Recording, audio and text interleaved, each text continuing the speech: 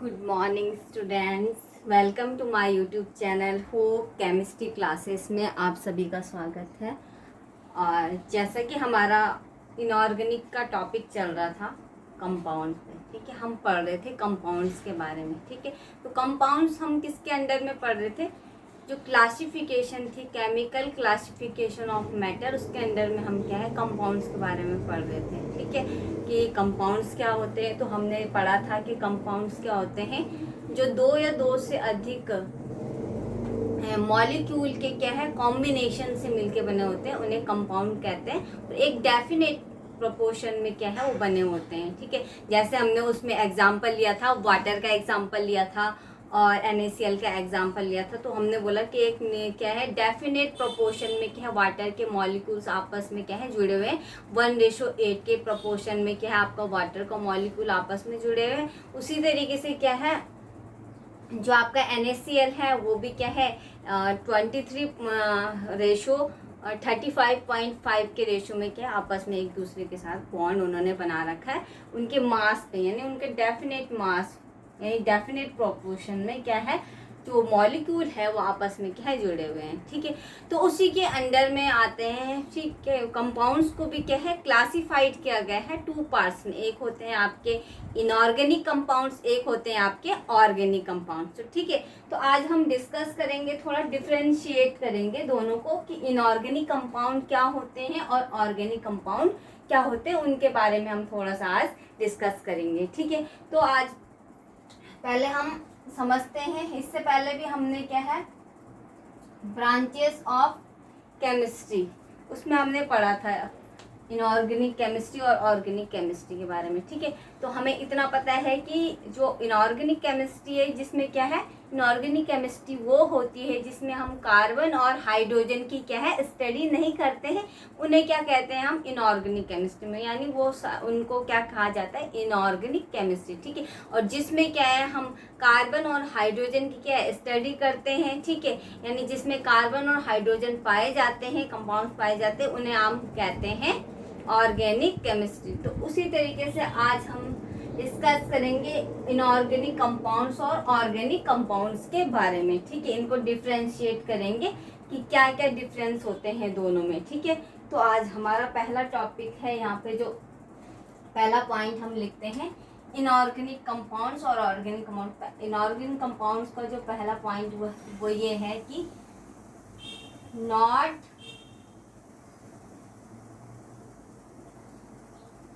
containing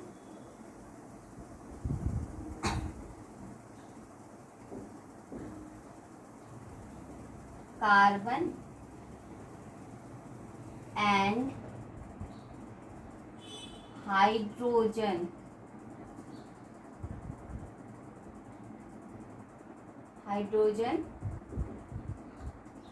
molecule, या फिर आप इसको ले सकते हो एटम।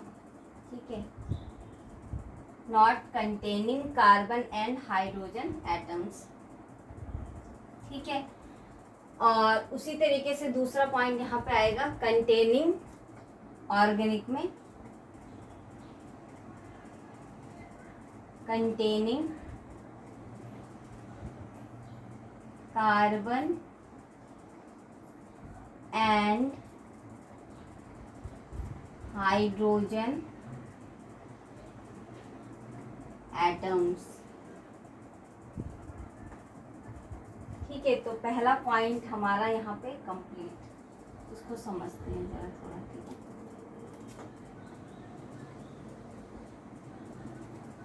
पहला पॉइंट था हमारा कि इनऑर्गेनिक कंपाउंड्स वो कंपाउंड्स होते हैं जो क्या है कार्बन और हाइड्रोजन के मॉलिक्यूल या एटम्स को क्या है कंटेन नहीं करते हैं। ठीक है, इनऑर्गेनिक कंपाउंड्स वो कंपाउंड्स होते हैं जो कार्बन और हाइड्रोजन एटम्स को क्या है कंटेन नहीं करते, उन्हें आप कहते हो इनऑर्गेनिक कंपाउंड्स।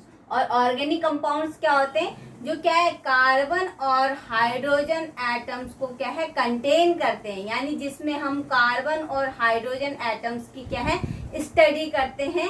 ठीक है, उन्हें कहते हैं हम ऑर्गेनिक कंपाउंड्स। ठीक है, या हम यहाँ पे लिख सकते हैं इसको एटम्स ना लिख के हम यहाँ पे लिखते हैं इसको मॉलिक्यूल्स।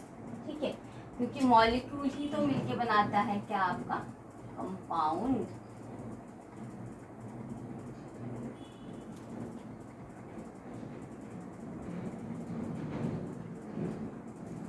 ठीक है, not containing carbon and hydrogen molecules और containing carbon and hydrogen molecules. ठीक है, तो ये अंतर है दोनों में। ठीक है, दूसरा पॉइंट लिखते हैं हम इसमें इनऑर्गेनिक कंपाउंड्स में, वो ये है कि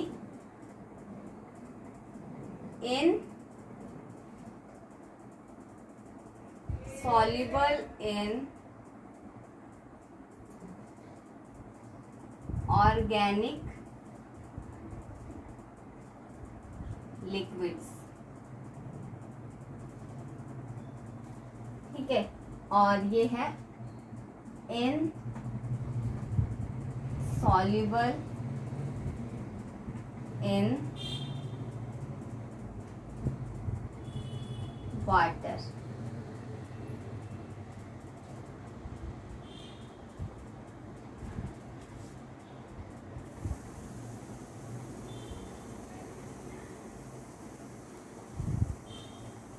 ठीक है, तो दूसरा पॉइंट क्या है इनऑर्गेनिक कंपाउंड में कि ये क्या है इनसॉल्युबल होते हैं किसमें ऑर्गेनिक लिक्विड्स में। यानी इनऑर्गेनिक जो कंपाउंड्स होते हैं वो इनसॉल्युबल होते हैं ऑर्गेनिक लिक्विड। इनसॉल्युबल का मतलब होता है कि वो डिसॉल्व नहीं होते, उनके साथ घुलते नहीं है। ठीक है, अघुलनशील जिनको बोलते हैं। ठीक है, अनडिसॉल्व होते हैं किसके साथ ऑर्गेनिक लिक्विड। ऑर्गेनिक लिक्विड का मतलब कौन कौन से, जैसे हमारा हो गया आपका टॉल्विन हो गया, अल्कोहल्स हो गए, बेंजीन, इन सब के साथ क्या है ये आपका क्या नहीं हो करते हैं डिसॉल्व नहीं होते, यानी इनसॉल्युबल होते हैं उनके साथ। ठीक है, अनडिसॉल्व होते हैं।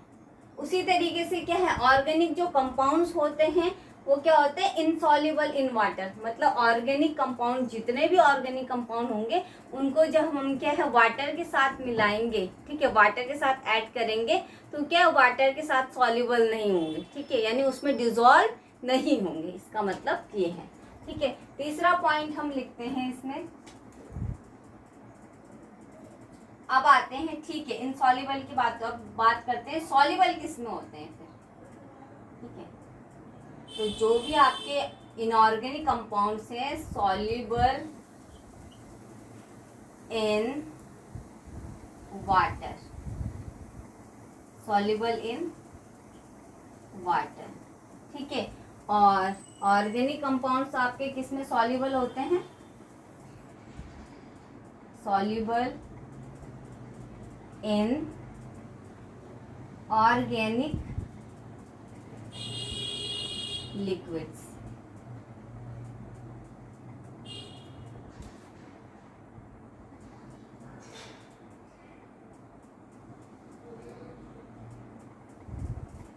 तीसरा पॉइंट हमारा ये है इनऑर्गेनिक कंपाउंड में कि जो इनऑर्गेनिक कंपाउंड्स होते हैं वो किसमें सॉल्युबल होते हैं वाटर के साथ। ठीक है, वाटर में वो सॉल्युबल होते हैं। ठीक है, यानी हम किसी भी इनऑर्गेनिक सब्सटेंस को लेंगे जब उसमें वाटर ऐड करेंगे तो वो वाटर के साथ क्या हो जाएगा, वो सब्सटेंस या एलिमेंट क्या है वो क्या हो जाएगा उसके साथ डिसॉल्व हो जाएगा। जितने भी इनऑर्गेनिक सब्सटेंस होंगे, ठीक है, जितने भी इनऑर्गेनिक कंपाउंड्स होंगे वो किसके साथ डिसॉल्व होते हैं, हमारा वाटर के साथ। किसके साथ डिसॉल्व होते हैं, वाटर के साथ। ठीक है, इसीलिए लिखा गया है यहाँ पे कि सॉल्युबल इन वाटर। ठीक है, इनकी सॉल्युबिलिटी किस में होती है, वाटर में इनकी सॉल्युबिलिटी होती है।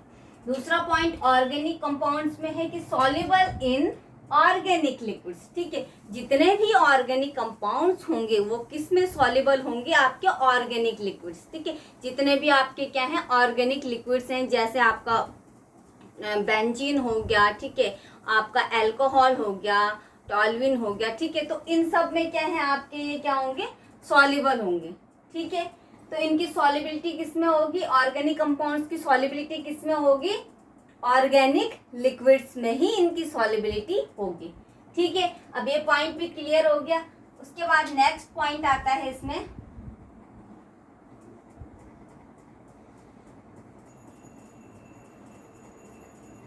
फाउंड इन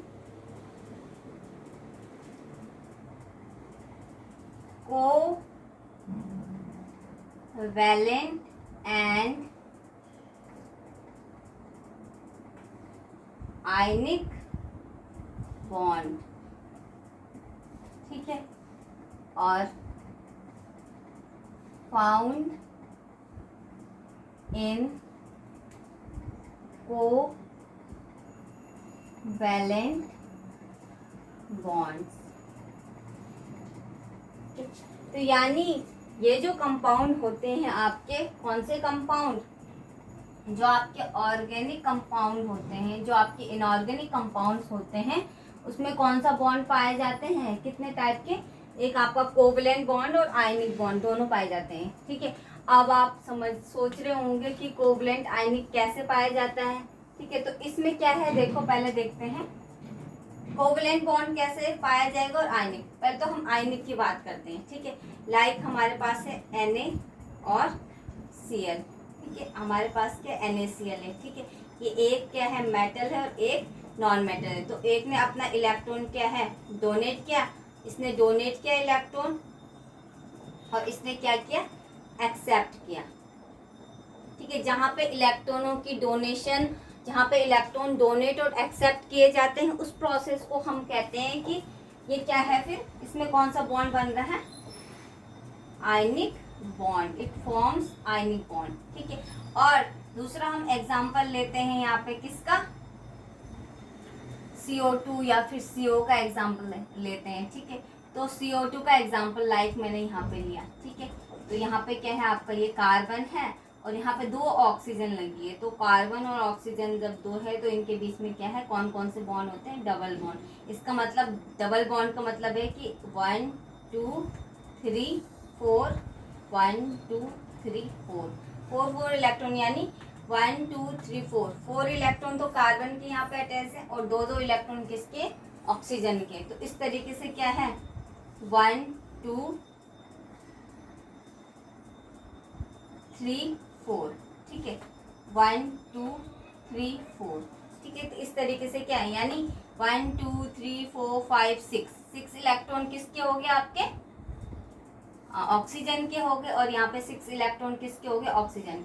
और 1 2 3 4 इलेक्ट्रॉन किसके हो गए, कार्बन के, क्योंकि आपको पता है कार्बन की वैलेंसी कितनी होती है, 4, और ऑक्सीजन की वैलेंसी कितनी है, 6, क्योंकि उसके आउटर मोस्ट शेल में कितने इलेक्ट्रॉन्स हैं, 6 इलेक्ट्रॉन्स हैं, ठीक है। तो अब देखो यहाँ पे कैसे ये अपना बॉन्ड बनाएंगे, ठीक है, ऑक्टेट कंप्लीट करेंगे। तो 1 2 3 4 6 7 8, इस तरीके से क्या है, ऑक्सीजन का यहाँ पे ऑक्टेट कंप्लीट हो चुका है, ठीक है। उसी तरीके से यहाँ पे भी क्या है, इस वाले ऑक्सीजन का क्या है, ऑक्टेट कंप्लीट हो चुका है। अब ये कार्बन कैसे ऑक्टेट कंप्लीट करेगा, इन सारे इलेक्ट्रॉन्स को लेके, ठीक है।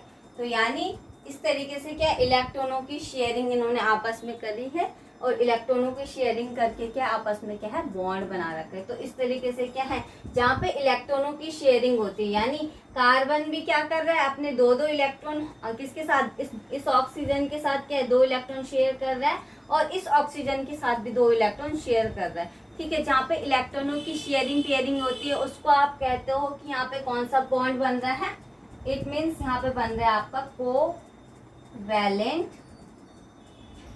बॉन्ड, ठीक है। कौन सा बॉन्ड बन रहा है यहाँ पे, कोवैलेंट बॉन्ड, ठीक है। तो इसका मतलब इनऑर्गेनिक कंपाउंड्स में क्या है, आपके कोवैलेंट और आयनिक बॉन्ड दोनों प्रकार के बॉन्ड पाए जाते हैं, और ऑर्गेनिक में क्या है, सिर्फ आपका क्या है, कोवैलेंट बॉन्ड पाया जाता है। ऑर्गेनिक कंपाउंड्स में कौन से बॉन्ड पाए जाते हैं, सिर्फ कोवैलेंट बॉन्ड। कोवैलेंट बॉन्ड कैसे, जैसे हम कार्बन और हाइड्रोजन की बात करें, लाइक मैंने यहाँ पे एग्जांपल ले लिया, किसका, मीथेन का एग्जांपल लिया, ठीक है। तो मीथेन है, और मीथेन से कितने हाइड्रोजन अटैच्ड है, 4 हाइड्रोजन क्या है, सॉरी मीथेन से नहीं, कार्बन से कितने हाइड्रोजन अटैच्ड है, 4 हाइड्रोजन कार्बन से अटैच्ड है। तो हम इस तरीके से इनको क्या है, चारों हाइड्रोजन को इससे कार्बन से अटैच कर देंगे, ठीक है। अब हमें पता है कि हाइड्रोजन के पास क्या है, एक एक इलेक्ट्रॉन है, एक ही इलेक्ट्रॉन है, तो हर चारों हाइड्रोजन क्या करेंगे, अपना एक एक इलेक्ट्रॉन किसको देंगे, इस कार्बन को देंगे, और कार्बन भी क्या अपना है। तो यहाँ पे पहले हम कार्बन के इलेक्ट्रॉन्स लगा देते हैं, 1 2 3 एंड 4, 4 जो इलेक्ट्रॉन है कार्बन के हमने लगा दिए यहाँ पर, ठीक है। अब एक एक इलेक्ट्रॉन किसका है, हाइड्रोजन का, ठीक है। तो इस तरीके से क्या है, हाइड्रोजन ने भी क्या है अपने एक एक इलेक्ट्रॉन लगा दिए। अब आपको पता है पहले से कि हाइड्रोजन क्या ऑक्टेट तो कंप्लीट नहीं कर सकता, वो सिर्फ क्या करता है, डबलेट कंप्लीट। तो वो क्या है, अपना डबलेट कंप्लीट, चारों हाइड्रोजन अपने क्या है डबलेट कंप्लीट करके स्टेबल हो जाएंगे। ठीक है,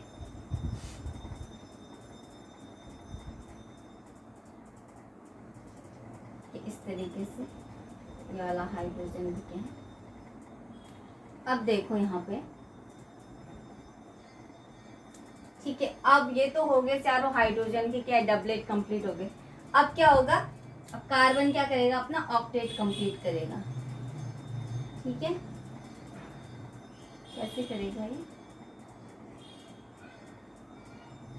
ठीक है। तो कार्बन ने क्या है यहाँ पे अपना ऑक्टेट कंप्लीट कर लिया। तो इट मीन्स जहाँ पे इलेक्ट्रॉनों की शेयरिंग, यानी हाइड्रोजन भी अपना एक इलेक्ट्रॉन कार्बन को शेयर कर रहा है, यहाँ पे हाइड्रोजन भी अपना एक इलेक्ट्रॉन क्या है इस कार्बन को शेयर कर रहा है, और ये कार्बन भी अपना एक इलेक्ट्रॉन हाइड्रोजन को शेयर कर रहा है। तो इसका मतलब यहाँ पे इलेक्ट्रॉनों की शेयरिंग पेयरिंग होगी। तो इसका मतलब ये है कि इसमें क्या कौन सा बॉन्ड पाया जाएगा, आपका कोवैलेंट बॉन्ड। यानी ऑर्गेनिक कंपाउंड में सिर्फ आपका कौन सा बॉन्ड पाया जाता है, कोवैलेंट बॉन्ड। और इनऑर्गेनिक कंपाउंड्स में आपका कोवैलेंट और आयनिक बॉन्ड दोनों पाए जाते हैं। ठीक है, ये पॉइंट यहाँ पे क्लियर हो गया।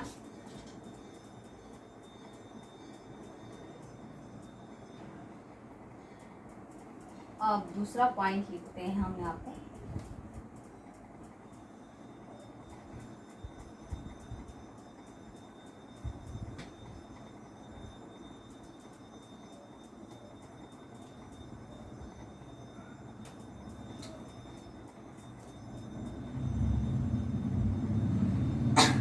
अब नेक्स्ट पॉइंट है, वो पॉइंट ये है कि ऑब्टेन, जो ये क्या है इनऑर्गेनिक जो कंपाउंड्स होते हैं वो कहाँ से प्राप्त होते हैं, हमें नॉन लिविंग सोर्सेस से। ठीक है, इनऑर्गेनिक कंपाउंड्स कहाँ से प्राप्त होते हैं, नॉन लिविंग सोर्सेस से। तो हम लिखेंगे यहाँ पे obtain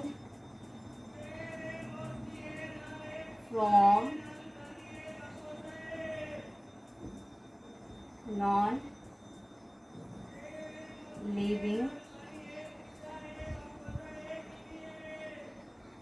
sources, obtained from living sources।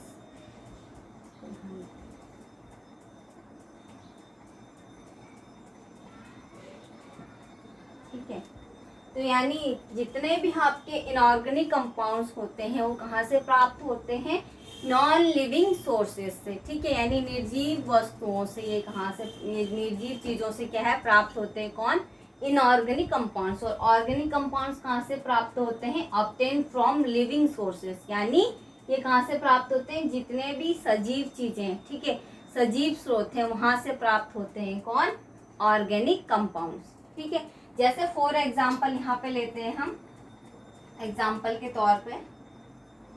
ठीक है, लाइक पहला एग्जाम्पल हो गया आपका सी। ठीक है, पहला एग्जाम्पल है सी यानी समुद्र, दूसरा है वाटर, और तीसरा हो गया आपका रॉक्स, चट्टानों से।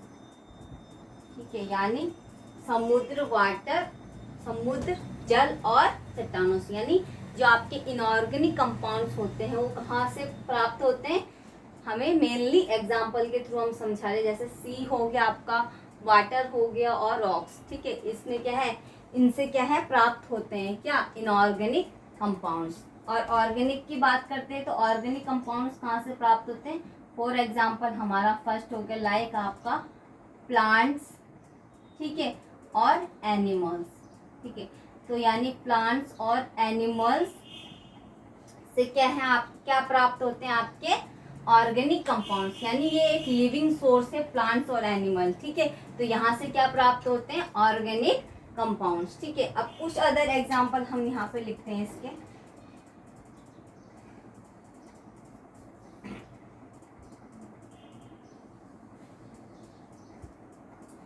like some other examples, some other examples of inorganic compounds and some other examples of organic compound. ठीक है, तो पहला एग्जाम्पल हम इसमें लेते हैं किसमें, इनऑर्गेनिक कंपाउंड्स में। वो एग्जाम्पल है हमारा, पहला है वाटर। ठीक है, दूसरा एग्जाम्पल है यहाँ पे पोटेशियम सल्फेट K2SO4, और तीसरा एग्जाम्पल है यहाँ पे HNO3। ठीक है, और चौथा एग्जाम्पल है यहाँ पे H2SO4। ठीक है, उसी तरीके से यहाँ पे भी एग्जाम्पल लिखते हैं हम। पहला एग्जाम्पल है शुगर। ठीक है, दूसरा एग्जाम्पल है यूरिया, तीसरा एग्जाम्पल है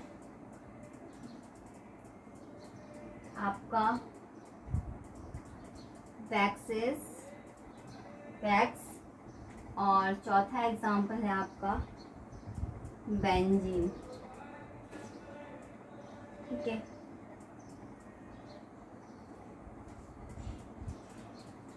ठीक है, तो ये अदर एग्जाम्पल ले रखे हमने किसके, इनऑर्गेनिक और ऑर्गेनिक कंपाउंड्स के। ठीक है, जैसे आपका क्या है some other example of water. ठीक है, तो वाटर का मेन सोर्स कहाँ से प्राप्त होता है, मेनली देखा जाए वाटर तो क्या है, हम कह सकते हैं इसे मेन सोर्स है वाटर का, वो है रेन वाटर। ठीक है, मेन सोर्स क्या है वाटर का, वो है आपका रेन वाटर। ठीक है, दूसरा उसी तरीके से जो आपका K2SO4 है यानी पोटेशियम सल्फेट है, वो कैसे प्राप्त होता है, उसका मेन सोर्स है आपका वॉल्केनो लावा। ठीक है, वॉल्केनिक लावा, यानी वॉल्केनिक लावा से आपका क्या प्राप्त होता है, पोटेशियम सल्फेट। ठीक है, यानी ज्वालामुखी के विस्फोट से क्या प्राप्त होता है, पोटेशियम सल्फेट। उसी तरीके से नाइट्रिक एसिड क्या है, ये लेबोरेटरी में प्रिपेयर्ड इन लैबोरेटरी। ठीक है, यानी ये लैब में प्रिपेयर किया जाता है। ठीक है, मेन सोर्स तो इसका क्या है, मेनली क्या है, ये कहाँ बनाया जाता है आपका लैब में। उसी तरीके से जो H2SO4 है, ठीक है, यानी सल्फ्यूरिक एसिड, सल्फ्यूरिक एसिड का मेन सोर्स क्या है, सल्फ्यूरिक एसिड का मेन सोर्स है वो है आपका एसिड रेन। ठीक है, अम्लीय वर्षा जिसको बोलते हैं, एसिड रेन जो है सल्फ्यूरिक एसिड का क्या है, मेन सोर्स है। ठीक है, तो नाइट्रिक एसिड लैब में बनाए जाते हैं ऑक्सीडेशन ऑफ अमोनिया के ऑक्सीडेशन से क्या है, HNO3 आपका कहाँ बनाया जाता है, लैब में बनाया जाता है। ठीक है, अब यहाँ पे बात कर रहे हैं हम some other example of organic compounds की। ठीक है, तो इसमें पहला आता है आपका शुगर। ठीक है, तो शुगर आपको पता है शुगर कहाँ से प्राप्त होता है, शुगर केन से, और शुगर केन क्या है, एक प्लांट है। ठीक है, तो यानी मेन सोर्स क्या हो गया शुगर का, प्लांट्स लिख सकते हैं हम डायरेक्ट। ठीक है, क्योंकि आपका शुगर केन किस में आएगा, प्लांट्स में। ठीक है, यूरिया, यूरिया कहाँ से प्राप्त होता है, यूरिया प्राप्त होता है यूरिन ऑफ मैमल्स। ठीक है, तो यूरिया का मेन सोर्स क्या है, यूरिन है। ठीक है, यूरिन ऑफ मैमल्स। ठीक है, यूरिन ऑफ मैमल्स। ठीक है, और वैक्सेस भी आपको पता है, हनी भी है, तो यानी हम इसको लिख सकते हैं वैक्स कहाँ से प्राप्त होती है, आपको एनिमल्स लिख सकते हैं। ठीक है, या हम इसको डायरेक्ट लिखते हैं कि यहाँ पे हनी बी। ठीक है, वैक्स आपको कहाँ से प्राप्त होगी, हनी बी से प्राप्त होगी। उसी तरीके से बेंजीन भी क्या है, बेंजीन भी किससे प्राप्त होगा, प्लांट से। ठीक है, क्योंकि ये क्या है, किससे बनाया जाता है, वैसे क्रूड ऑयल से, जो कच्चा तेल होता है उससे क्या बेंजीन बनता है, मेन सोर्स उसका वो होता है। और ऑयल भी आपका कहाँ से प्राप्त होता है, आपको प्लांट से प्राप्त होता है। तो हम इसको लिख सकते हैं यहाँ पे क्रूड ऑयल, या फिर इसको लिख सकते हैं प्लांट्स। ठीक है, आपको पता है ऑयल भी कहाँ से प्राप्त होता है, प्लांट से प्राप्त होता है। ठीक है, तो ये सारे डिफरेंसेस थे इनऑर्गेनिक और ऑर्गेनिक कंपाउंड्स के। ठीक है, तो यानी कुछ एग्जाम्पल के थ्रू हमने समझा कि कुछ एग्जाम्पल ये हैं, जैसे इनऑर्गेनिक कंपाउंड्स में वाटर है, तो वाटर का मेन सोर्स है रेन वाटर। पोटेशियम सल्फेट का मेन सोर्स है वॉल्केनिक लावा। ठीक है, उसी तरीके से नाइट्रिक एसिड का जो मेन सोर्स है वो लेबोरेटरी में क्या है बनाया जाता है, इन ऑक्सीडेशन ऑफ अमोनिया के ऑक्सीडेशन। सल्फ्यूरिक एसिड का मेन सोर्स है एसिड रेन। ठीक है, उसी तरीके से यहाँ पे क्या है ऑर्गेनिक कंपाउंड्स में शुगर कहाँ से, उसका मेन सोर्स क्या है, प्लांट यानी शुगर केन। यूरिया का main source urine of mammals. ठीक है, और वैक्सेस आपको पता है, वैक्सेस कहाँ है, हनी बी से प्राप्त होती है। बेंजीन, बेंजीन क्या है, क्रूड ऑयल। क्रूड ऑयल मतलब कच्चा तेल कहाँ से प्राप्त होगा, प्लांट से ही प्राप्त होगा। तो यानी मेन सोर्स क्या हो गया उसका, प्लांट्स हो गए। तो ये सारे क्या है, डिफ्रेंशिएशन है किसके बीच में, इनऑर्गेनिक और ऑर्गेनिक कंपाउंड्स के बीच में। ठीक है, तो आज का टॉपिक हमारा यहीं पे कंप्लीट होता है। और अब हम इसके बाद जो हमारा लास्ट टॉपिक बचा है किसमें, केमिकल क्लासिफिकेशन ऑफ मेटल में, वो है हमारा मिक्सचर। ठीक है, मिक्सचर के बारे में हम पढ़ेंगे, कितने टाइप के मिक्सचर होते हैं। तो दो टाइप के मिक्सचर होते हैं मेनली, आपका जो होता है होमोजीनस और हेटेरोजीनस मिक्सचर होते हैं। ठीक है, तो उसके बारे में हम नेक्स्ट लेक्चर में पढ़ेंगे। ठीक है।